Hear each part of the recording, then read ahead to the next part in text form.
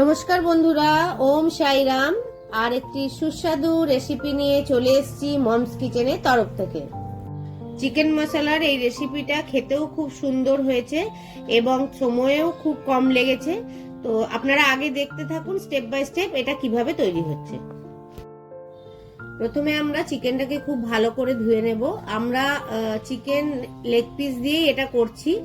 ভালো করে কিন্তু ধুয়ে নিয়ে জল ঝরিয়ে নিতে হবে যাতে জলটা একদমই না থাকে। তারপরে এর মধ্যে কাশ্মীরি লাল মির্চের পাউডার, হলুদ আর নুন দিয়ে ভালো করে মাখিয়ে নিয়ে এটাকে ম্যারিনেট করে কিছু সময়ের জন্য রেখে দিতে হবে। এবারে আমরা কড়াই বসিয়ে তাতে তেল দিয়ে তেলটা গরম করে নেব ভালো করে। তারপরে চিকেনের এক একটা পিস দিয়ে হালকা করে ফ্রাই করে নেব।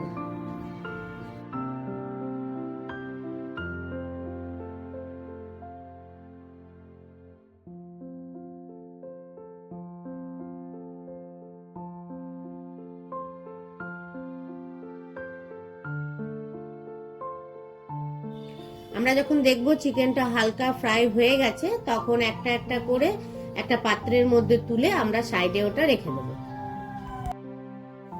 এবারে ওই তেলের মধ্যেই আমরা তেজপাতা, শুকনো লঙ্কা, দারচিনি আর এলাচ দিয়ে কিছুক্ষণ ভালো করে নেড়ে নেব।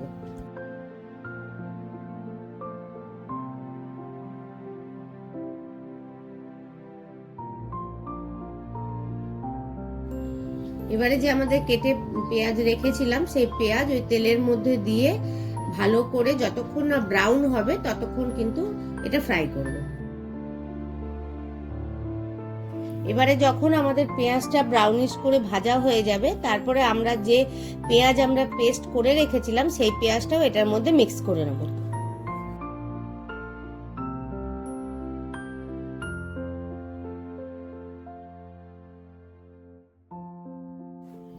যখন এই পেস্টটা ভালো করে মিক্সড হয়ে যাবে তখন এর মধ্যে আদা, রসুন আর কাঁচা লঙ্কা বাটা যে পেস্টটা ছিল সেটাও ভালো করে মিক্সড করে নেব।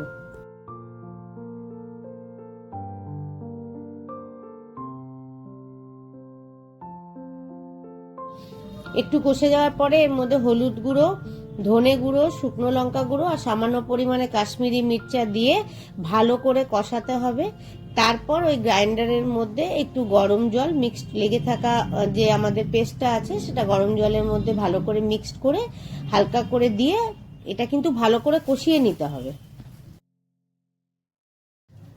ভালো করে কষিয়ে নেওয়ার পর এবারে এর মধ্যে আমরা চিকেন মশলা মিক্সড করব। মিক্স করে ভালো করে এটাও কিন্তু কষাতে হবে। ভালো করে কষানোর পরে এবারে এটার মধ্যে আমরা পরিমাণ মতো নুন দেব।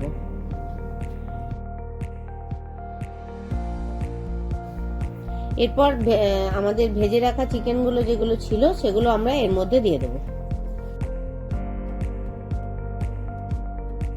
এবারে চিকেনের সাথে মশলাটা খুব ভালো করে কিন্তু মিক্স করে নিতে হবে।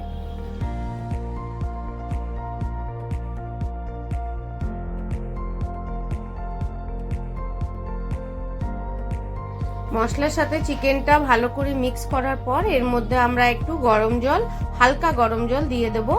আর তারপরে ভালো করে ওটার মধ্যেই কড়াইটা ঢেকে দিয়ে কষতে দিতে হবে। এবার ওই চিকেন থেকেই তেল বেরিয়ে আস্তে আস্তে ওটা ভাপে সেদ্ধ হতে থাকবে।